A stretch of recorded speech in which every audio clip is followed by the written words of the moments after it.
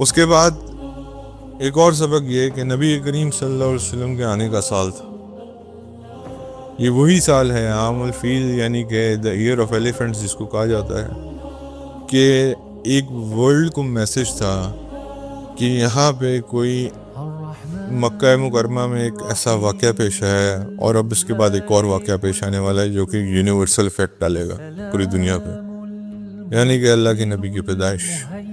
اور اس کے بعد حضرت عبداللہ اور حضرت آمنہ کے گھر نبی کریم صلی اللہ علیہ وسلم کی پیدائش اسی سال ہوتی ہے.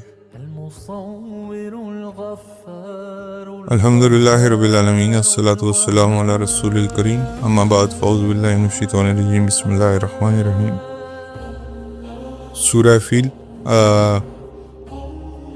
اللہ رب العزت نے ایک بہت بڑا معجزہ جو حضور صلی اللہ علیہ وسلم کی پیدائش والے سال میں ہوا، جس کو عام الفیل یعنی کہ ہاتھیوں والا سال بھی کہا جاتا ہے. یہ آپ لوگ اس کو پڑھ چکے ہیں. تھوڑی سی ڈیٹیل میں جو اس کی تفسیر ہے وہ میں آپ کے سامنے بیان کر دیتا ہوں. مکہ ایک ایسا شہر تھا، قریش کی جو ایک شان اور بان تھی وہ پورے عرب پہ بیٹھی ہوئی تھی، اور لوگ کہتے تھے کہ یہ ایز اے قبیلہ کسی کے سامنے نہیں جھکتے، یعنی کہ یہ مکہ سٹی ایسی سٹی ہے جو کسی کے سامنے جھکتی نہیں. لیکن آپ کو پتہ ہے کہ انفرادی طور پہ یہ بتوں کی پرستش کرنے والے لوگ تھے قریش، آپ کو ان کے بارے میں علم ہے ہی، لیکن ایز اے ہول قریش کو اللہ تعالیٰ نے ایک طاقت دی ہوئی تھی باقی قبائل کے اوپر، اور ان کے اندر ایک ایسی طاقت تھی کہ یہ سارے قبائل پہ حاوی تھے، اور اللہ نے ان کو اپنا گارڈین بنایا تھا اپنے گھر کا. تو یہ ان کے پاس ایک بہت بڑی جس کے اوپر یہ بڑا فخر کیا کرتے تھے. حالانکہ اللہ تعالیٰ نے ایک بہت بڑی نعمت سے ان کو نوازا تھا، لیکن اس کے اندر یہ معاذ اللہ کی نافرمانیاں اور جو جہالت کی رسمیں ہیں وہ آپ سب کو پتہ ہے، میں اس میں ڈیٹیل میں نہیں جاؤں گا. ابرہہ الاشرم ایک بادشاہ کا نام تھا جو یمن کا بادشاہ تھا، یا ایتھوپیا کا بادشاہ تھا. بیسیکلی صنعاء میں اس نے ایک چرچ قائم کیا، اور اس کا مقصد یہ تھا کہ لوگ مکہ مکرمہ جاتے ہیں، اور ساری جو آپ کہہ لو جیسے آج کے زمانے میں ہے کہ ساری جو ٹریڈ روٹس ہیں یا سارا کچھ جو ٹیکسیشن ہے، جو مرچنڈائزنگ ہے، وہ ساری کہاں جا رہی ہے؟ مکہ المکرمہ جا رہی ہے. اور اسی طرح جیسے آج ٹورزم ہے، ساری ٹورزم کس طرف کو جا رہی تھی؟ مکہ کو جا رہی تھی. تو اس نے اس کے بدلے میں ایک چرچ کھڑا کیا جو کہ بہت بڑا تھا صنعاء میں، یعنی یمن کا ایک شہر ہے، اور تاکہ لوگوں کا رخ اس طرف ہو، مکہ کو چھوڑ کے صنعاء کی طرف ہو، تو اس چرچ کی طرف ہو. لیکن انفارچونیٹلی معاملات وہی رہے، روڈز ابھی بھی مکہ کی ہی آباد تھیں، اس چرچ کی طرف آنے والی روڈز ابھی بھی ویران ہی تھیں. تو اس چیز نے اس کے دل میں حسد پیدا کیا کہ یہ مکہ مکرمہ میں ایسی کیا چیز ہے جو کعبۃ اللہ میں ایسی کیا چیز ہے جو لوگوں کو اپنی طرف کھینچتی ہے. سو دس آلسو شوز، یہ اللہ کی ایک نشانی ہے کہ آپ نے جتنا مرضی خوبصورت چرچ اس کے مقابلے میں کھڑا کر دیا ہو، لیکن اس جگہ میں سے کھچاؤ آج ہر مسلمان کو محسوس ہوتا ہے. یہ ایک ایسا کھچاؤ ہے، اللہ معاف کرے، کہ اندرا گاندھی نے شاہ فیصل کو کہا کہ مجھے ایک دفعہ مکہ مکرمہ، ایک دفعہ کعبہ دکھا دو.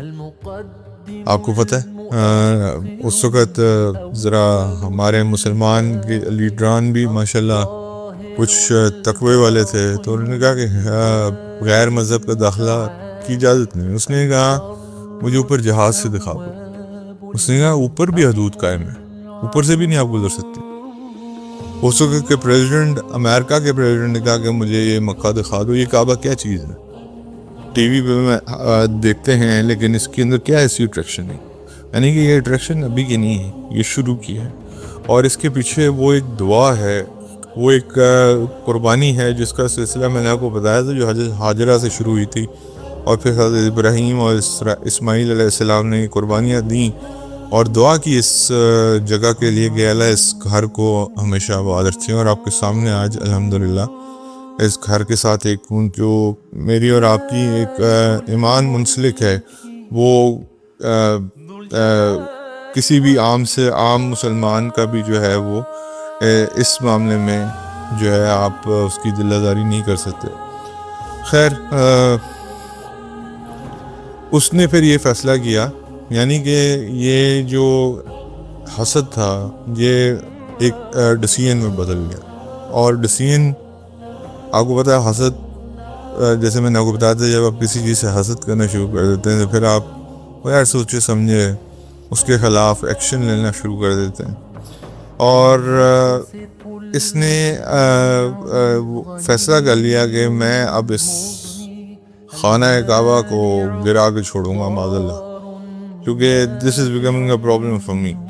پھر ہوا کیا کہ اس نے اپنی کونسل بلائی اور اس کے بعد انہوں نے آپس میں ڈسکس کیا، اور اس کے سارے ایڈوائزرز نے یہی فیصلہ کیا کہ کعبہ پہ چڑھائی کی جائے. لیٹرز ور سینٹ، یعنی کہ رات کو ہی کونسل بیٹھی اور اس نے حکم جاری کیا کہ صبح سورج نکلنے سے پہلے یہ خطوط میری طرف سے پہنچا دی جائیں کہ میرا پورا لشکر آ رہا ہے اور یہ میرا ارادہ ہے اور میں یہ کرنے کا ارادہ کرتا ہوں. اور پھر اس نے 2 اعلانات کروائے. ایک اعلان یہ کہا کہ اگر کوئی میرے راستے میں آیا تو اس کو پبلکلی مثال بنایا جائے گا، اس کو مار کے پبلکلی لٹکا دیا جائے گا. اور اگر کوئی میرے راستے میں نہیں آیا تو ان کی مارکیٹس سیف رہیں گی، ان کو کچھ نہیں کہا جائے گا.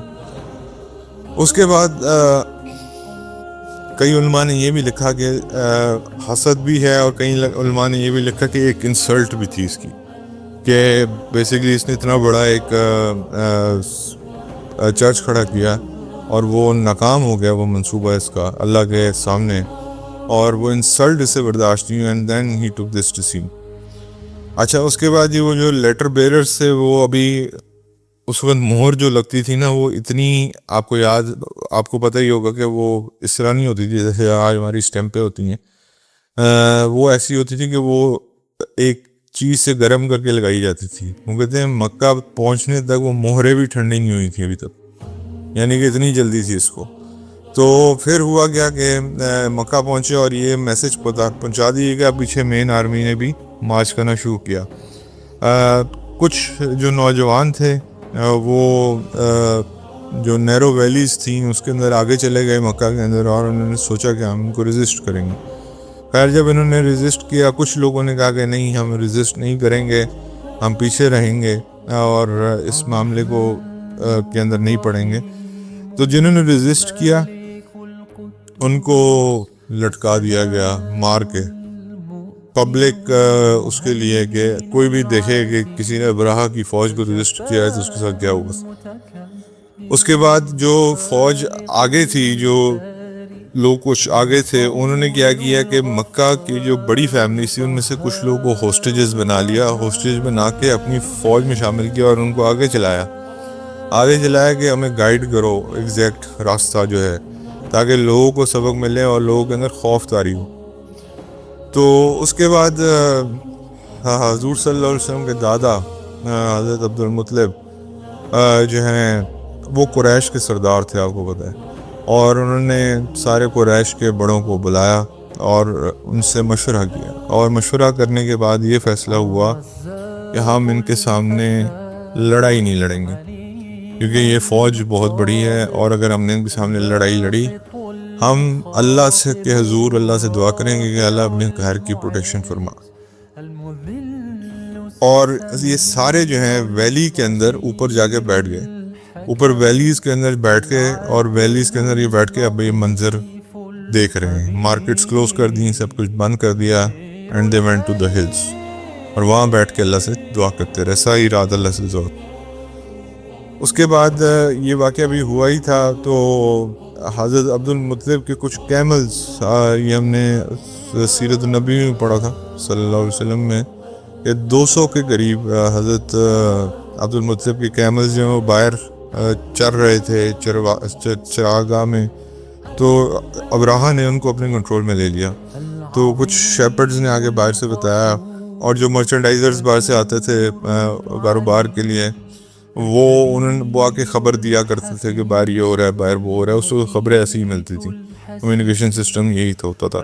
تو انہوں نے کہا کہ انہوں نے آپ کے کچھ اونٹس اپنے قبضے میں لینی ہے. تو حضرت عبد المطلب نے یہ فیصلہ کیا کہ میں ابراہا کے پاس جاؤں گا اور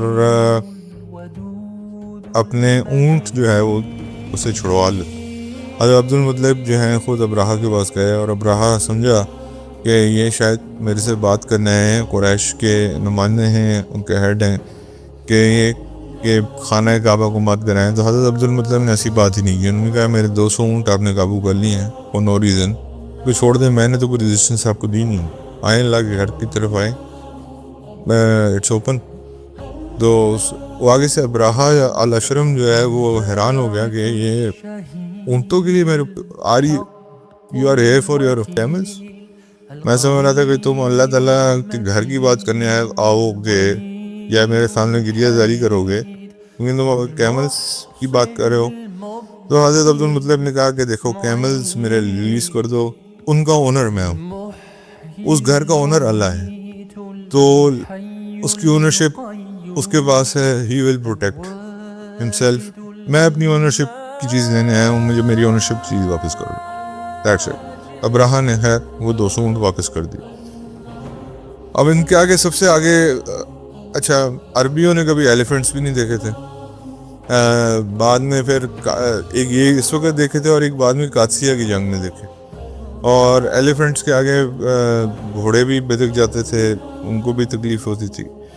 تو یہ بھی ایک ان کے لیے ایک بہت بڑی ایک سرپرائز تھا کہ یہ ایلیفنٹس, اس میں سب سے آگے جو ایلیفنٹ تھا اس کا نام محمود تھا. محمود اس ایلیفنٹ کا نام تھا. اور جب ابراہا کی فوج اس کو خانہ کعبہ کی طرف ڈائریکٹ کرنے کی کوشش کرتی تھی تو وہ بیٹھ جاتا تھا, کھڑا ہی نہیں ہوتا تھا. اچھا کسی اور ڈائریکشن میں لے کے جانے کی کوشش کرتی تھی تو وہ چل پڑتا تھا. انہوں نے وفس نکالی, اس کو وفس ماری, but he refuse to walk towards Kaaba. تو اس نے یہ ریفیوز کر دیا کہ میں اس طرف نہیں جاؤں گا. اس کو مارا گیا, اس کو ہر طرح. ایک فائنل جو ہے نا وہ پھر اس کے اوپر ایک حملہ کیا گیا کہ شاید یہ اٹھے اور کعبہ کی طرف جائے, لیکن وہ نہیں اٹھا. اس کو حکم تھا اللہ کا کہ نہیں جانا. تو جب اللہ کا حکم تھا تو بس بات ختم ہو گئی. اب ناؤ اٹ واز, یہ اینیمل سائڈ پہ کرتے ہیں, اب now it was Abraha's army versus the house of Allah. There is no one in between, کوئی بھی نہیں. ابراہا ورسز اللہ, معاذ اللہ. یہ اپنے آپ کو یہ سوچ رہا تھا کہ میں اللہ کے گھر کو گرا لوں گا. اب تھوڑی دیر بعد مکہ کے لوگ, میں نے آپ کو جیسے کہا کہ وہ ہلز پہ بیٹھے ہوئے تھے اور اللہ سے دعائیں کر رہے تھے, انہوں نے دیکھا کہ کچھ برڈز آسمانوں پہ اپیئر ہوئے, چھوٹے چھوٹے برڈز, اور جو کہ ابابیل کے نام سے بعد میں جانے جاتے ہیں. اور ان کے اللہ نے دونوں کلاوز میں اور چونچ میں 3 پتھر ہر برڈ کے پاس تھے. اور یہ پتھر جو تھے یہ نارمل پتھر نہیں تھے, یہ بیک کلے کے پتھر تھے, یعنی کہ بیک ہوئے پتھر تھے, یعنی کہ گرم, جہاں جس کو لگنے اس کو پتہ چلنا تھا کہ اس کے ساتھ کیا ہوتا ہے. اچھا جب یہ تھوڑے سے برڈ جائے اس کے پیچھے لوگوں نے دیکھا کہ پورا فلاک آ رہا ہے, اور یہ بھی فلاک آیا ہے, اور انہوں نے اوپر سے, اب اللہ رب العزت نے اس وقت کون سی سائنس موجود تھی جو ان کو یہ بتانے کو تیار تھی کہ اتنی گریوٹی سے تم نے پتھر چھوڑنا ہے. یا جیسے آج کا جو آپ کا ایروپلین ہے, یعنی کہ جو جیٹس بھی ہیں وہ اسی پہ ڈیفائنڈ ہیں. 2 ان کے کلاوز ہیں جس پہ وہ میزائلز کیری کرتے ہیں, اور فرنٹ جو اس کا نوز ہوتا ہے اس پہ اس کی مشین گن لگی ہوتی. آپ دیکھیں یہ سب کچھ انہوں نے اسلام سے ہی انسپائر ہو کے, ان برڈ سے انسپائر ہو کے بنایا ہے. اور گریوٹی کا ان کو کیسے پتہ تھا کہ ہم نے اتنی گریوٹی سے پتھر چھوڑنے, تو پھر یہ جا کے ان کو زور سے ہٹ کریں گے تو یہ بھی اللہ تعالیٰ نے بتایا ہے. سائنس نے تو گریوٹی بہت بعد میں دریافت کی ہے میرے بھائی. W=mg کب اب مطلب کہ یہ تو نیوٹن کے زمانے میں کہیں دریافت ہوا جا کے. اللہ نے اسی وقت یہ کام کر لیا. انہوں نے اوپر سے پتھر پھینکے, جب پتھر پھینکے جدھر پتھر لگتا تھا وہ جگہ وہ سکن برن ہونا شروع ہو جاتی تھی. اس سے فوج کا نقصان ہونا شروع ہوا. بہت ساری فوج نے شیلڈ اپنے اوپر کر دی تاکہ ان سے بچا جائے, لیکن وہ پتھر کہیں انہیں کپڑوں سے اپنے آپ کو بچانے کی, لیکن وہ پینیٹریٹ کرتے گئے اور اتنی بڑی فوج وہ پھر جاتے تھے اور پھر مڑ کے واپس آتے تھے. اللہ رب العزت نے ڈیوٹیز لگائی ہوئی تھیں, وہ فلاکس آ کے یہ کام کر رہے تھے. تو موسٹ آف دا آرمی تو انجرڈ ہو گئی, موسٹ آف دا آرمی مر گئی, اور جو کچھ تھوڑے بہت بچ گئے وہ جو ہیں وہ انہوں نے واپسی کا راستہ ناپا کہ اس اٹیک کو تو ہم اس کا کچھ کر ہی نہیں سکتے. ہاتھی کیا تو اتنی بڑے بڑے گھوڑے کیا, اتنی بڑی بڑی تلواریں شیلڈ کچھ بھی نہیں کر سکتی تھی. تو بات یہ ہے کہ وہ جہاں ان کو لگتا تھا وہ وہاں پہ جیسے آگ نہیں ہوتی وہ جگہ جلنا شروع ہو جاتی. تو جو تھوڑے بہت لوگ بچے بڑی مشکل سے وہ اگلے ویل تک پہنچے, وہ بھی مر گئے.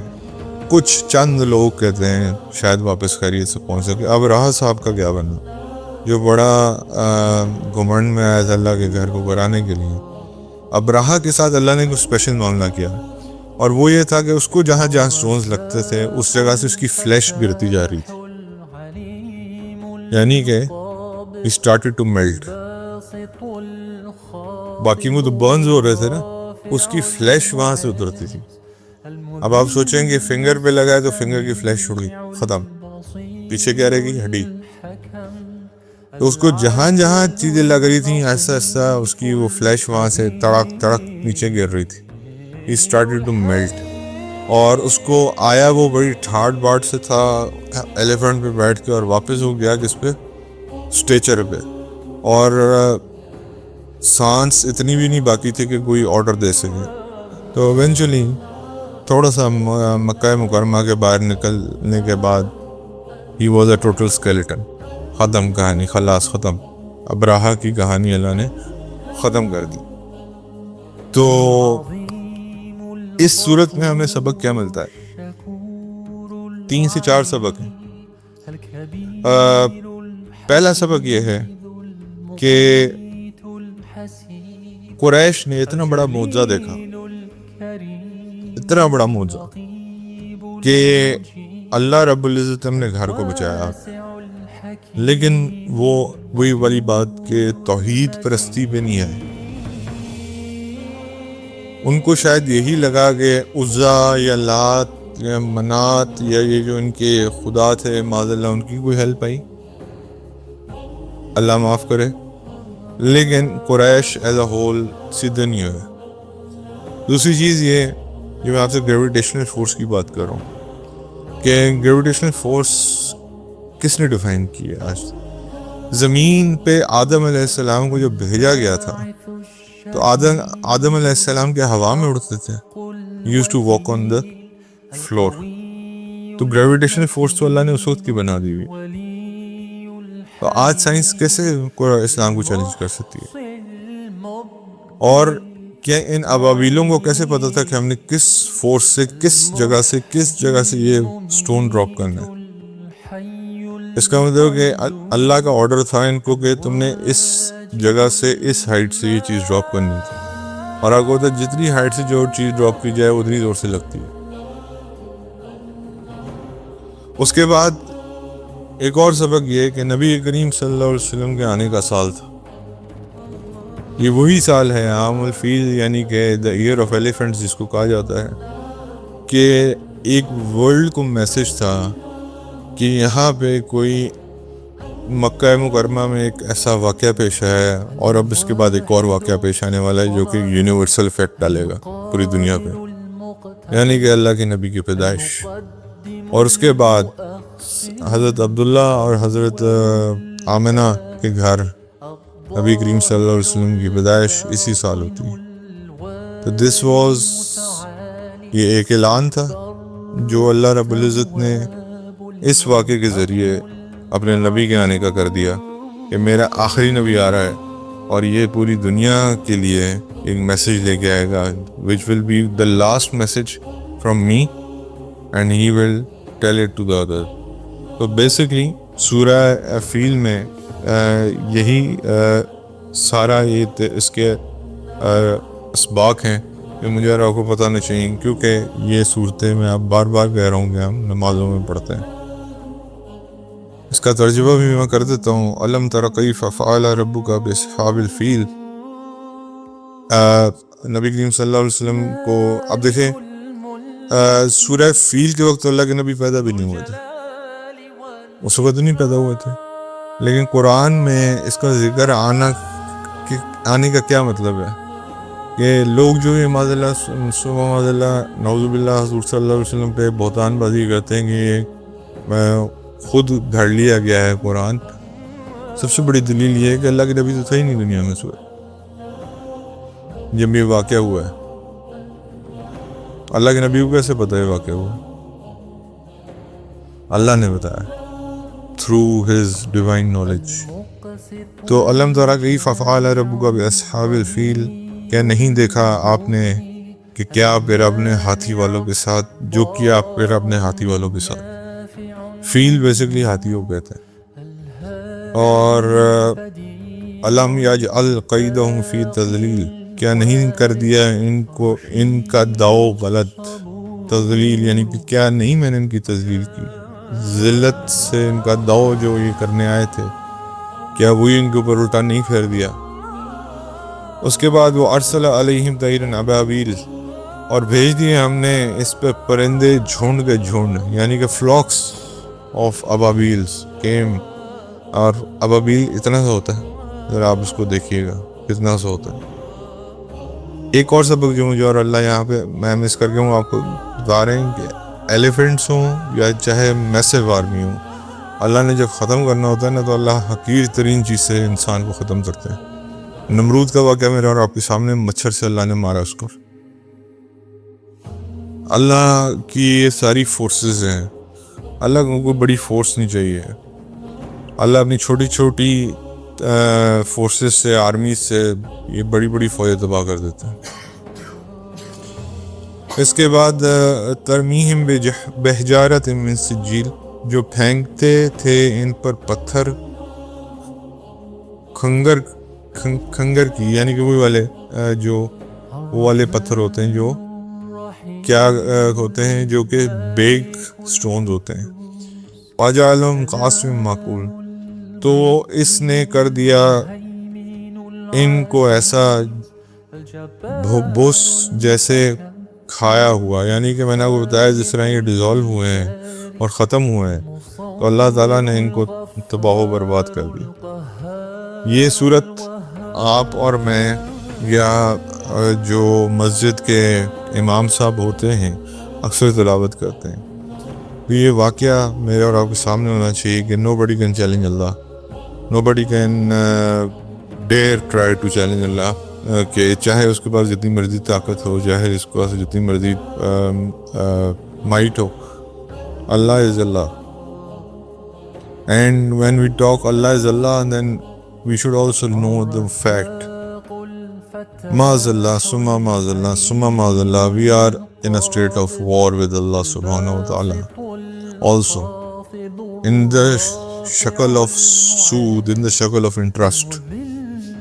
میرے گھر میں بہار کیسے آئے گی؟ بات یہ ہے کرنے کی کہ میرے گھر میں بہار، میرے ملک میں بہار، میری امت مسلمہ میں بہار کیسے آئے گی جب آپ حالت جنگ میں ہیں اللہ کے ساتھ؟ کون ہے جو اللہ کو ہرا سکتا ہے؟ تو بات یہ ہے کہ میرے بھائی